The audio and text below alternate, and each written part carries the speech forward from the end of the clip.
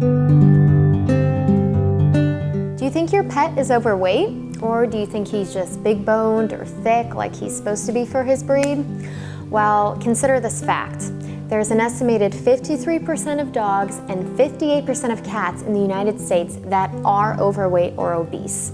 And the majority of the nation's dogs and cats continue to be overweight, and most of these pet owners are not even aware of it, and this is according to new research from the Association for Pet Obesity Prevention.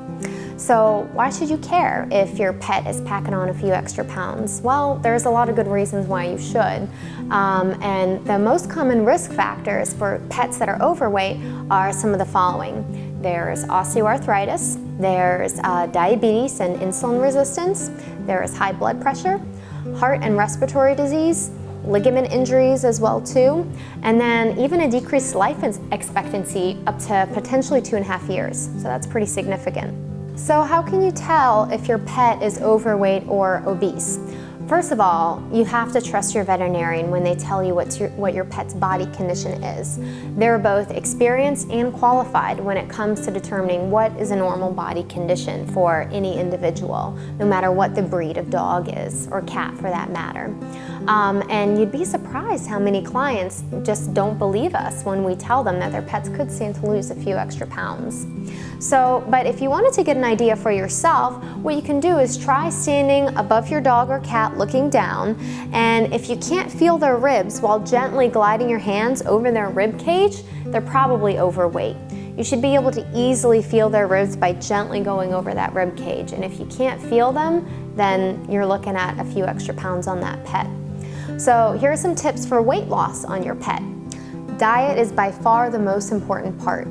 While exercise is certainly helpful, and you should consider incorporating that as well, diet is going to pretty much get you the results much more quickly. So you really want to manage their weight loss by using a correct diet. So the first thing you should do is ask your veterinarian how much less should you be feeding of the current diet, or should you be switching diets right off the bat to either a prescription diet or an over-the-counter diet that's lower in fat and calories than what your current food that you're feeding your dog is already.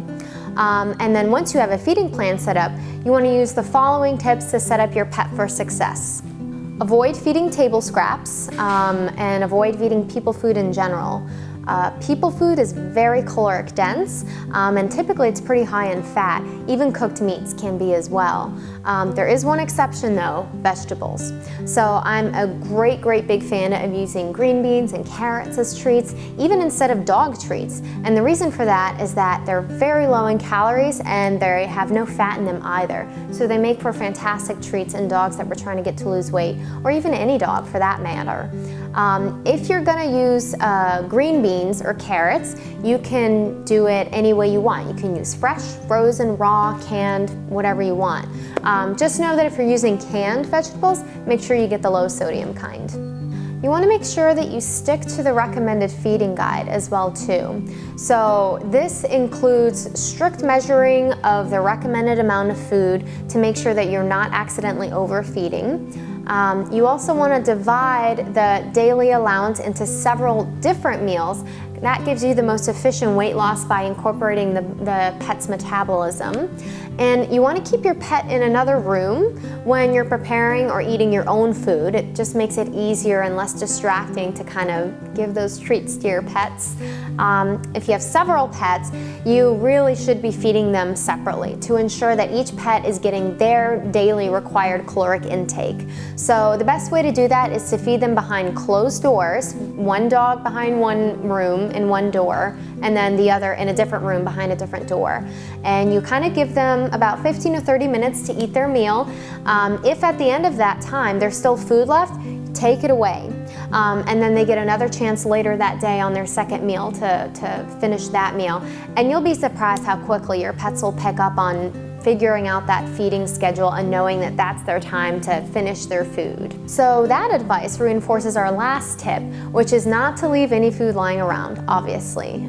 Some dogs are good at counter surfing, so you don't want to just leave food on countertops where they can get to it. Dogs will oftentimes get into cat food or even cat litter. That's extra calories that are going into your pet that you'll want to avoid. So we all want our pets to live long, happy lives, and keeping them a healthy weight is one of the easiest ways that we can do that.